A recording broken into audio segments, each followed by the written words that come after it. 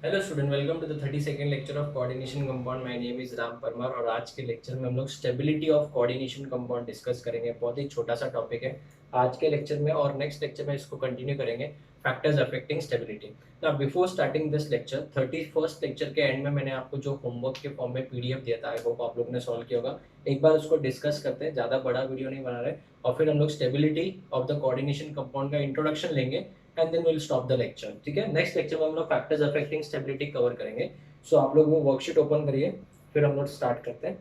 Okay ना, worksheet की बात करें तो coordination compounds lecture 30 and 31, lecture 30 and 31, ठीक है ना, क्लास वर्क दिया हुआ है ना। Question number 1, the magnetic moment of MnCl4 is 5.92 bm, the electronic configuration of Mn is 5.92 बोला है, मतलब अनपेड इलेक्ट्रॉन कितने होने चाहिए? 5 होने चाहिए। तो एक ही ऑप्शन है जिसमें 5 अनपेड इलेक्ट्रॉन है, it is option B, that is 3d5। अभी कोई कोई बच्चे सोचते हैं सर दूसरा नहीं, थर्ड ऑप्शन भी तो राइट है ना। 3d5 जो है, 3d5 possible, sorry 4d5 possible नहीं है, बिकॉज Mn जो है it belongs to 3d series. तो फर्स्ट का आंसर जो हो जाएगा वो बी हो जाएगा। तो क्वेश्चन नंबर 1 का आंसर हो जाएगा बी।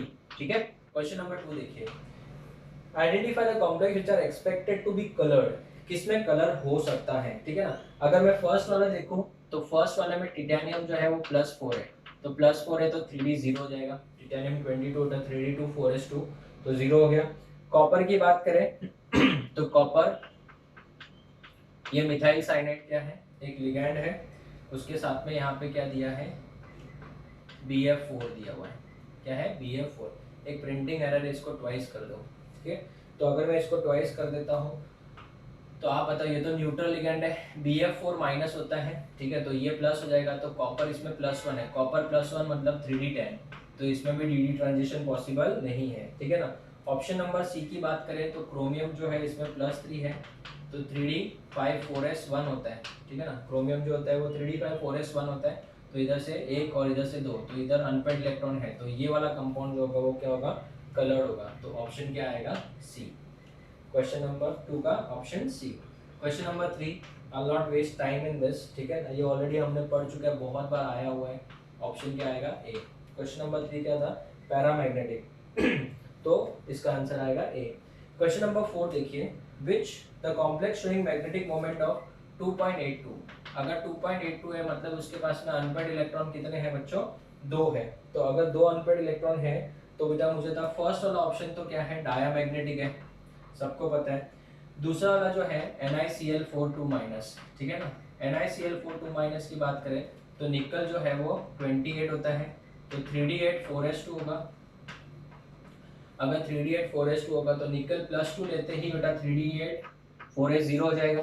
ठीक है ना, ये वीक फील्ड लिगैंड है, तो इसमें sp3 हाइब्रिडाइजेशन होगा, तो इसमें 2 अनपेड इलेक्ट्रॉन होंगे, और 2 अनपेड इलेक्ट्रॉन होते हैं 2.82 आ जाएगा। तो ऑप्शन कौन सा राइट है?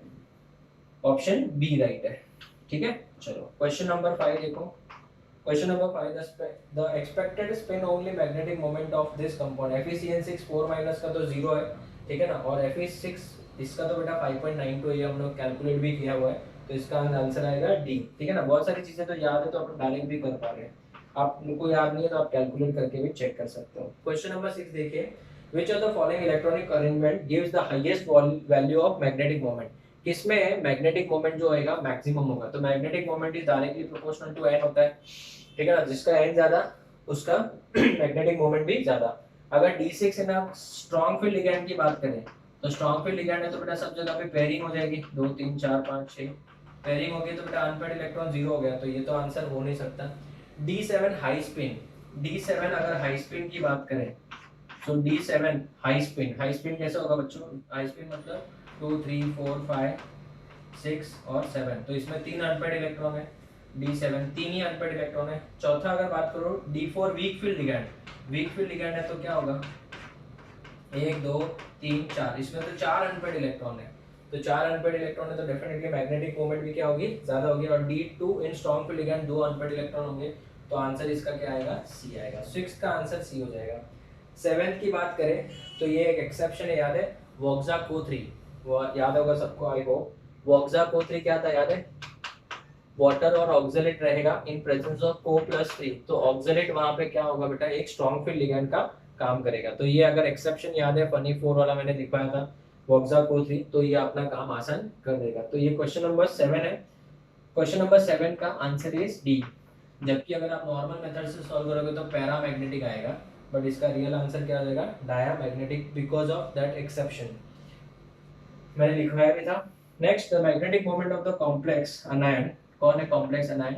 CrNO प्लस, NO को बेटा प्लस मान के चलेंगे, NH3, यहाँ पे CN4 और यहाँ पे -2 है ना। इन चारों का 4 माइनस, ठीक है ना, इसका 0, इसका +1, तो ये +3 हो गया, -3 हो गया, -3 उधर गया तो +3 हो गया, तो +3 और -2 इक्वल टू +1, तो क्रोमियम किस में आएगा, +1 में आएगा। तो अगर क्रोमियम +1 में आएगा तो यहाँ पे कौन सा लिगैंड है, स्ट्रॉन्ग फील्ड लिगैंड है, तो 3D5 हो जाएगा। और स्ट्रॉन्ग फील्ड लिगैंड है तो पेयरिंग होगी कि नहीं होगी, होगी। तो अगर पेयरिंग होगी तो बच्चों 1 2 3, ठीक है ना, 4 एंड 5, तो पेयरिंग हो गई बेटा। तो पेयरिंग हो गई तो एक ही अनपेड इलेक्ट्रॉन है, अगर एक ही अनपेड इलेक्ट्रॉन है तो 1 पॉइंट क्या आएगा, 73, ऐसा कोई ऑप्शन है? यस, 8 का आंसर आएगा सी, 8 का आंसर सी। 9th कौन सा वाला स्टेटमेंट राइट है, कौन सा वाला स्टेटमेंट राइट है, बोलो। मैग्नेटिक प्रॉपर्टी ऑफ FeCN6 3-, ऊपर जस्ट किया था ना, वो FeCN6 4- था सर। तो एक सेकंड, Fe F6 4 3-, वो तो पैरामैग्नेटिक है ही है, कंफर्म है। अभी अपने को खाली FeCN6 3- की बात करनी है। तो Fe किस ऑक्सीडेशन स्टेट में, +3 में, तो Fe अगर +3 में है तो 3D5 4s 0 हो जाएगा, 3D6 4s2 होता है ना Fe का, तो 3 है, तो इसमें एक अनपेड इलेक्ट्रॉन रहेगा, एक अनपेड इलेक्ट्रॉन रहेगा, तो ये भी पैरामैग्नेटिक और दूसरा तो पैरामैग्नेटिक है ही, तो इसका ऑप्शन कौन सा आ जाएगा, बी। क्वेश्चन नंबर 10 देखो, which of the following complete complex will be most likely to absorb visible light, मतलब कौन सा कलर्ड होगा, ठीक है ना, विजिबल लाइट मतलब कलर्ड। फर्स्ट वाला नहीं हो सकता, थर्ड वाला नहीं हो सकता, फोर्थ वाला नहीं हो सकता। अब ये थर्ड ऑप्शन बी में प्रिंटिंग एरर है, वहां पे सिर्फ ये इस तरीके से VC नहीं है, वो V है खाली, V NH3 6 टाइम्स 3+, इस तरीके से बेटा, ठीक है ना। तो vanadium, science teacher very clever, तो वेनाडियम कितना होगा 3, तो 3D3 4s2, इसमें 3 इलेक्ट्रॉन है, तो यहाँ पे 3D2 4s क्या आ जाएगा 0, तो फिर भी 2 तो अनपेड इलेक्ट्रॉन है ना, और 2 इलेक्ट्रॉन है, तो इसका मतलब इट विल बी कलर्ड, ठीक है, DD transition is possible. Question number 11, the color of KMnO4 is due to metal to ligand की ligand to metal, it is ligand to metal charge transfer transition, मैंने सिखाया था इस तरीके से, यहाँ से इलेक्ट्रॉन शिफ्ट होता है, तो ये ligand है और ये कौन है, मेटल है, सो मेटल टू ligand की ligand to metal, it is ligand to metal charge transfer transition, ठीक है। क्वेश्चन नंबर 12 देखो, the correct order of spin only magnetic moment of the following, I'll not waste time in this because सबको पता है zinc वाले का तो 0 हो जाएगा, जिंक वाले का 0 हो जाएगा, सबसे ज्यादा MnCl4 का, सबसे पहला क्वेश्चन नंबर वही था, कितना था 5.92, बराबर है। उसके बाद में MnCl2 के बाद में क्या आएगा, NiCl4 का तो 2 पॉइंट समथिंग था, और COCl2 का ज्यादा है, COCl4 का ज्यादा होगा क्योंकि उसमें तो ज्यादा अनपेड इलेक्ट्रॉन है, तो ऑप्शन कौन सा बेस्ट ऑप्शन होगा, 12 का answer is C. 13th, read the question, ये वाला मैं बेटा टाइम वेस्ट नहीं करना चाहूंगा। The correct combination is NiCl4 2- is paramagnetic, NiCO4 is tetrahedral, तो ऑप्शन कौन सा आएगा, बी।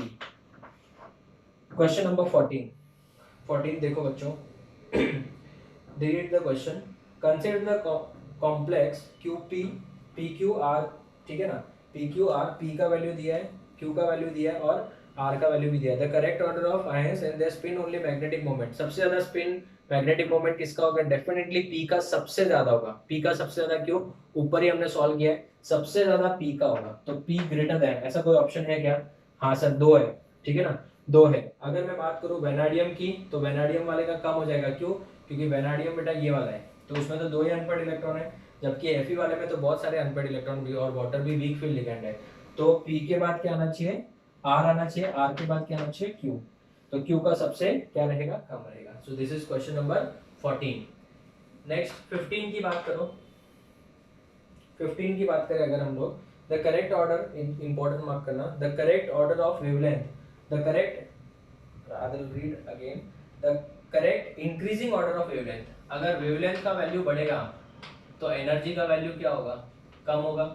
एनर्जी का वैल्यू कम होगा मतलब स्ट्रॉन्ग फील्ड लिगैंड से किसकी तरफ जाना है, वीक फील्ड लिगैंड की तरफ जाना है। तो बेटा इसमें टाइम वेस्ट नहीं करना चाहिए अपने को। स्पेक्ट्रोकेमिकल सीरीज में सबको पता है, सबसे पहले स्ट्रॉन्ग फील्ड लिगैंड में EN, फिर अमोनिया, फिर कौन आएगा H2O। तो डेफिनेटली सबसे कम एनर्जी किसके लिए लगेगी, H2O की। तो ऑप्शन कौन सा बेस्ट है, ऑप्शन डी। ठीक है ना। तो इंक्रीजिंग ऑर्डर में लिखना है तो ये तो लिगैंड का स्ट्रेंथ है, एनर्जी वाइज देखने जाए तो उल्टा हो जाएगा। क्यों, क्योंकि इसके लिए सबसे ज्यादा वेवलेंथ लगेगा। एनर्जी वाइज देखेंगे तो, और वेवलेंथ वाइज, एनर्जी वाइज सबसे कम एनर्जी और वेवलेंथ वाइज सबसे ज्यादा वेवलेंथ। क्यों, wavelength and energy are inversely proportional to each other. This was question number 15। Next question number 16 देखो बच्चों। Out of TiF6 2 minus TiF6 2 minus, तो टिटेनियम इज +4, तो इसका मतलब तो ये 3d0, ये कलरलेस है। ये क्या है, कलरलेस। COF6 3 माइनस, वो तो कलर्ड है। CuCl2 की बात करूं तो Cu+1 में मतलब 3d0 3d10, तो ये भी कलरलेस है। तो इसमें the colourless species are, option कौन सा आएगा, B. 17 the aqueous solution of NiCl4 में एक भी अनपेड इलेक्ट्रॉन नहीं है, so it is going to be dash colourless. ठीक है, इतना फास्ट क्वेश्चन होना चाहिए। आप लोग सोचते हो कि राम सर लेक्चर में तो बहुत स्लो सिखाते हैं, एमसीक्यू में इतना फास्ट कुछ सिखाते हैं। अगर एमसीक्यू में मैं स्लो सिखाऊंगा तो फिर आपको हैबिट नहीं पड़ेगी, थोड़ा तो आपको स्पीड बढ़ाना पड़ेगा। Next, the existence of two different coloured complex, complain नहीं है वो कॉम्प्लेक्स है, with the composition of this. अभी ये कौन सा बेटा MA4B2 है, और MA4B2 के दो कॉम्प्लेक्स होता है, एक होता है सिस और एक होता है ट्रांस। तो दोनों का ज्योमेट्री थोड़ा सा डिफरेंट है, अरेंजमेंट अलग है लिगेंड्स का, तो कलर भी क्या होगा, डिफरेंट होगा। तो इसका रीजन क्या है, इसका रीजन है geometrical isomerism, that is option C, geometrical isomerism. Last question 19, which of the following salt is colourless, option number A. क्यों, कैडमियम +2 है, याद है जिनी कनाडा होगा, ग्रुप नंबर 12, और ग्रुप नंबर 12 में 3d10, इधर 4d10 और इधर 5d10, ये तो क्या हो जाएंगे, कलरलेस हो जाएंगे ना बेटा। Copper sulphate 5H2O, blue vitriol बोलते हैं। MnSO4 का भी कलर होता है, इसको कोई विट्रियल नहीं बोलते। NiSO4 सब में बेटा +2 में अगर आप देखोगे तो सब में dd ट्रांजिशन पॉसिबल होगा, सिर्फ फर्स्ट वाला जो है उसमें d ऑर्बिटल कंप्लीटली फिल्ड है, इस वजह से कोई ट्रांजिशन पॉसिबल नहीं है। So this is the end of worksheet which was given at the end of lecture number 31, right ना। अभी हम लोग स्टार्ट करेंगे स्टेबिलिटी ऑफ कोऑर्डिनेशन कंपाउंड, सिर्फ इंट्रोडक्शन देंगे फिर मैं वाइंड अप करता हूं। इसका फोटो लो फिर आगे बढ़ते हैं।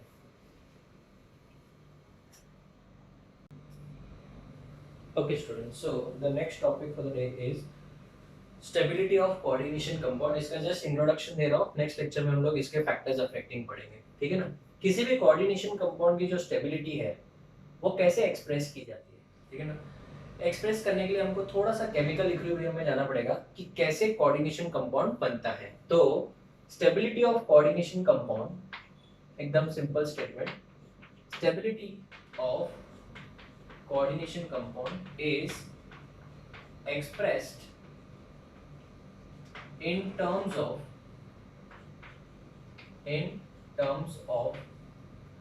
stability constant,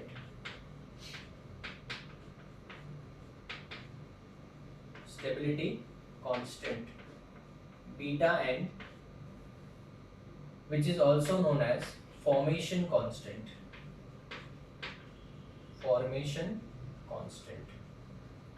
और फॉर्मेशन कांस्टेंट को हम लोग डिनोट करते हैं KF से भी डिनोट करते हैं। स्टेबिलिटी कांस्टेंट और फॉर्मेशन कांस्टेंट दोनों क्या है बेटा, सेम है।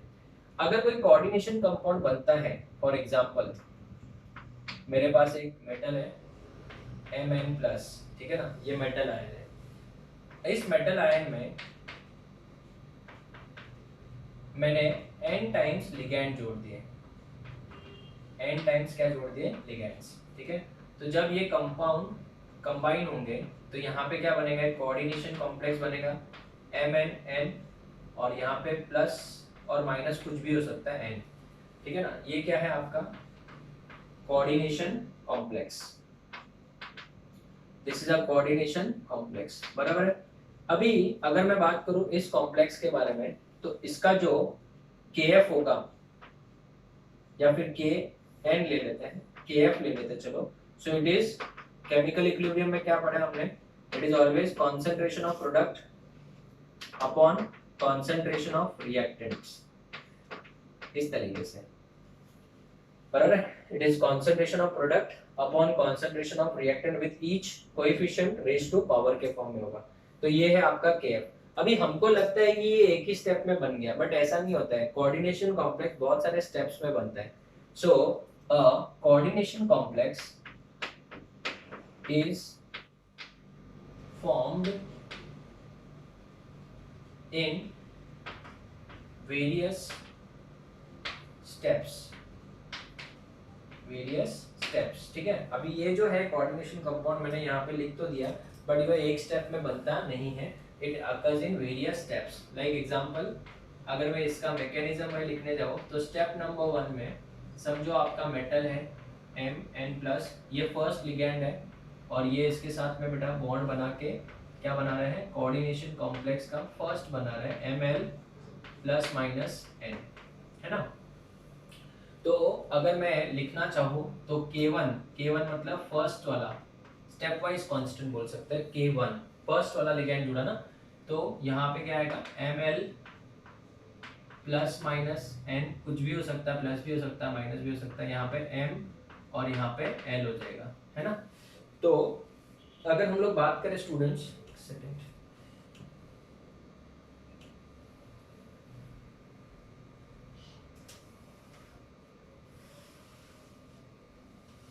थोड़ा अच्छे से लिखते हैं, ठीक है। बताओ क्या हो जाएगा यहाँ पे, K1 क्या हो जाएगा, K1 will be equal to Ml+-N, यहाँ पे M और यहाँ पे L, ठीक है ना। ये फर्स्ट हो गया, इसको बोलेंगे स्टेप वाइज स्टेबिलिटी कांस्टेंट। ये स्टेप नंबर 1 में हुआ। स्टेप नंबर 2 में सेकेंड लिगैंड आएगा, फर्स्ट लिगैंड जुड़ गया, तो इसका मतलब लिगैंड जो होंगे वो स्टेप बाय स्टेप जुड़ेंगे, एक साथ में सब लिगैंड नहीं जुड़ रहे। सेकेंड लिगैंड जब जुड़ेगा तो यहाँ पे क्या हो जाएगा Ml2+-N, यहाँ पे मैं क्या लिखूंगा K2, यहाँ पे बोलेंगे Ml2+-N ML, ठीक है ना, +-N, और यहाँ पे क्या लगेगा, L लगेगा, ठीक है ना। इस तरीके से अगर स्टेप नंबर 3 की बात करें तो यहाँ पे आएगा Ml2+-N प्लस यहाँ पे L, फिर यहाँ पे क्या लगेगा Ml+-N। इस तरीके से अगर हम लोग लिखने जाए तो K3 आएगा, and K3 will be equal to Ml3+-N divide by Ml2+-N। Is it clear. तो इस तरीके से अगर हम लोग ऐड करते जाएंगे तो यहाँ पे एक टाइम ऐसा आएगा कि यहाँ पे बेटा nth लिगैंड जुड़ जाएगा, ठीक है ना। तो यहाँ पे क्या आएगा, स्टेप नंबर n क्या होगा, यहाँ पे Ml+-N, यहाँ पे L जोड़ दिया, अब ये L इसमें जुड़ेगा तो ये -1 कैंसिल हो जाएगा, तो यहाँ पे क्या बचेगा Mln+-N, है ना। तो यहाँ पे क्या लिखूंगा Kn will be equal to Mln+-N divide by ML। ये सब याद नहीं रखना है, खाली समझाने के लिए बता रहा हूँ कि कैसे कोई कॉम्प्लेक्स बनता है, ठीक है। अगर मैं इन सबको ऐड कर दूं, ठीक है ना, ये आप केमिकल इक्विलिब्रियम में करते हो, ऐड करोगे तो ये जो क्रॉस वाले हैं वो सब कैंसिल होते जाएंगे इस तरीके से, ठीक है, इस तरीके से। तो ये भी इसके प्रीवियस वाले के साथ कैंसिल होगा, ये वाला इधर वाले के किसी के साथ कैंसिल होगा, तो फाइनली बचेगा क्या वो बताओ, M+N+L जो होगा कितनी बार होगा, n टाइम्स होगा, तो n टाइम्स L जुड़ के क्या बनाएगा Mln+-N, ऐसा।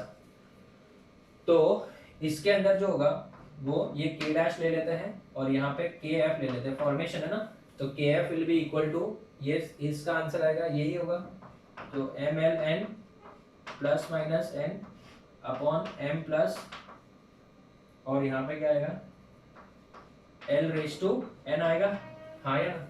सो दिस KF, इन सबको हमने ऐड किया ना, तो अगर आपने केमिकल इक्विलिब्रियम पढ़ लिया है तो आपको वहां पे बताया गया होगा कि अगर हम लोग इक्वेशंस को ऐड करते हैं तो उनके जितने भी डिसोसिएशन कांस्टेंट या कांस्टेंट्स होंगे उन सबको क्या करेंगे, मल्टीप्लाई करेंगे। इस तरीके से समझ में आ रही है मेरी बात। सो ये वाले मल्टीप्लाई होने के बाद ये आपका वैल्यू आ जाएगा, ठीक है ना। इतना सबको समझा। अभी मेरी बात ध्यान से सुनो, KF का वैल्यू जितना ज्यादा होगा उतना न्यूमरेटर ज्यादा होगा। क्या KF का वैल्यू और कॉम्प्लेक्स का वैल्यू एक दूसरे को डायरेक्टली प्रोपोर्शनल है? हाँ। तो इसका मतलब higher is the value of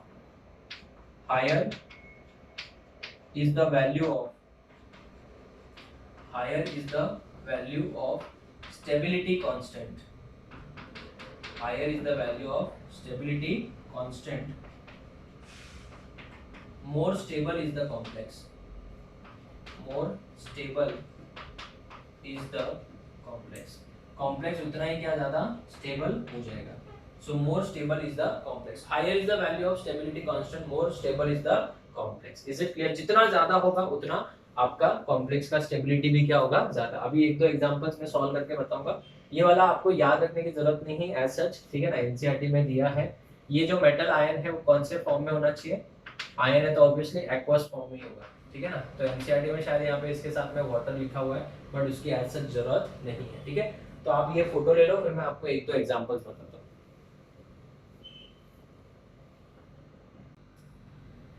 okay students, so will take one example. Example के तौर पे अगर हम लोग लेते हैं ये वाला explanation of formation of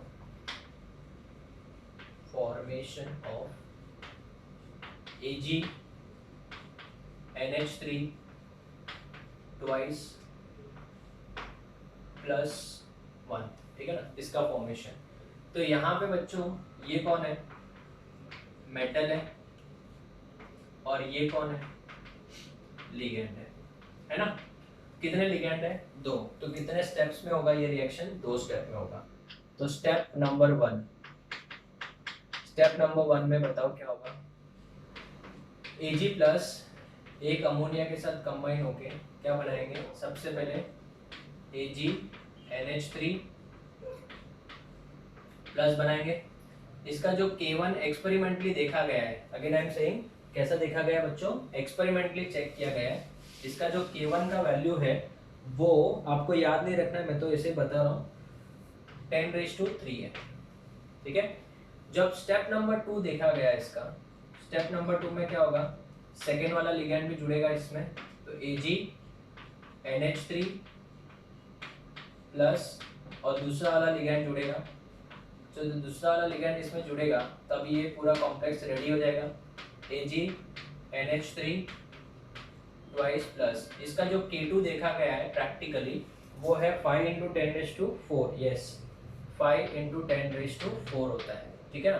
so K1 का वैल्यू 10⁻3। अभी ये बोलोगे सर ये वैल्यूज कहाँ से आए? मैं अगेन आपको बोलता हूँ, मुझे खुद भी याद नहीं है, मैंने भी बुक में से लिखा हुआ है। आपको इसको याद रखने की भी जरूरत नहीं है, मैंने खाली इन्फॉर्मेशन के लिए बताया हुआ है, ठीक है। एग्जाम में ये वैल्यूज दिए होंगे।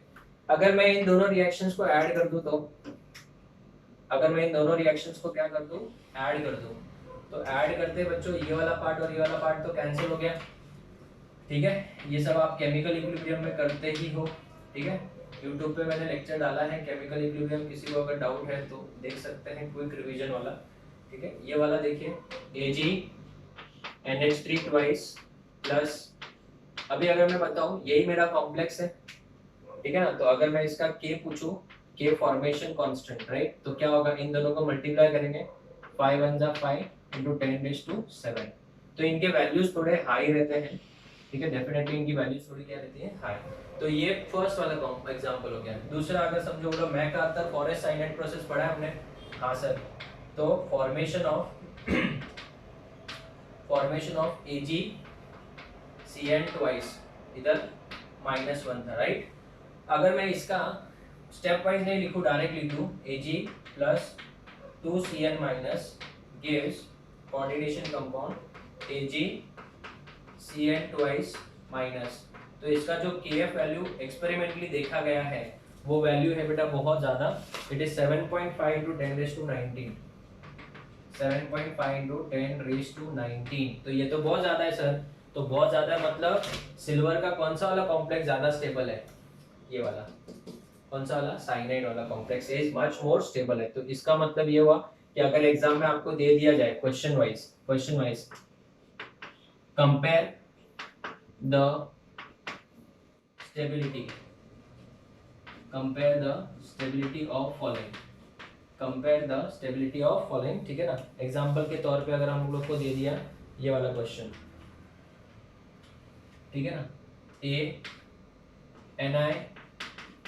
NiEn थ्राइस 2+, ठीक है, एंड NiNH3 6 टाइम्स 2+, इसका जो KF है वो है 1.1 इंटू 10⁻18 और इसका जो KF है वो है 5.3 इंटू 10⁻18। तो अगर आपको क्वेश्चन में एग्जाम में पूछ लिया है कि बता इन दोनों में से ज्यादा स्टेबल कौन है, तो आप क्या लिखोगे बच्चों, इन दोनों में से ज्यादा स्टेबल कौन सा होगा, सेकेंड वाला हो जाएगा। क्यों? क्योंकि दोनों का 10⁻2 कितना है, 18 ही है, ठीक है। अगर समझो मैं एग्जाम में जस्ट ये तो नंबर है, परफेक्ट नंबर नहीं है, समझो मैं इसको 10 कर दूं और इसको मैंने समझो 12 कर दिया और इसको 11 कर दिया, तो बताओ अभी दोनों में से ज्यादा स्टेबल कौन है, ऑब्वियसली फर्स्ट वाला क्या हो जाएगा, ज्यादा stable. So higher is the KF, higher is the KF, more is the stability, more is the stability। इस तरीके से कुछ भी नंबर दे सकते हैं, वो उनके ऊपर डिपेंड है। अगर मैं बोला B, तो इसमें से बेटा ज्यादा स्टेबल कौन सा है, फर्स्ट की सेकेंड, बोलो, इसको 1 नाम दे दिया, इसको 2 नाम दे दिया, तो बताओ इसका आंसर क्या आएगा, इसका आंसर आएगा 1 ग्रेटर देन 2, ये हो गया आंसर, है ना। दूसरा वाला देखो, Cu NH3 4 टाइम्स 2+,